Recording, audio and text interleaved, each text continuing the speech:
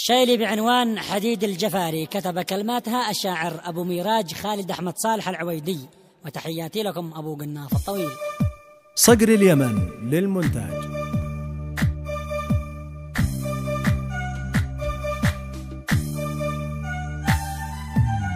يقول أبو ميرا وعجبت حواري يا من سمع شعر تجاه الهوى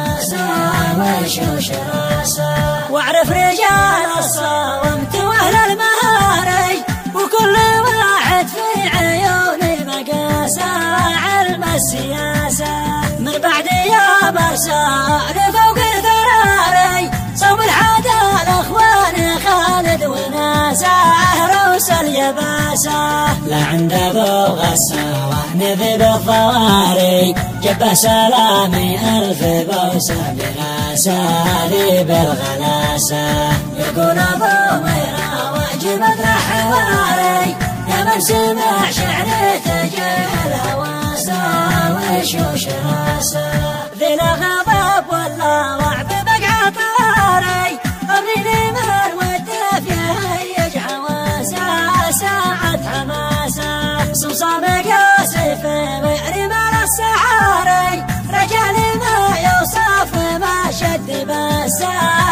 ذي حواسه، والجيد ابو صلاح جبل ما يواري ولا يهم الذيب فعل الفساسه ذي حواسه.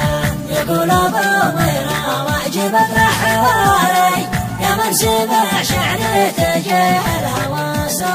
وشوش راسه، من عظمها اشتقوا حديد الجفاري وجرع القاصي ناقعة كاسه ذي حواسه، يكشف فريسته وبكشف حراري يرفس ابو جد الفارس رفاسه ذي حواسه، واجمل تحيه فوج الاصطداري لذي سهر لجلي وحرم نعاسه ذي حواسه، امي نظر عيني وقدوه مساري لقربها كني بقاصر راسه ذي حواسه. يقول ابو ميرا وعجبت حواري يا من سمع شعر تجاه الهواسه وشوش راسه، مشتاق لك والشوق وضع اضطراري زلزل فؤادي هز راسه وساسه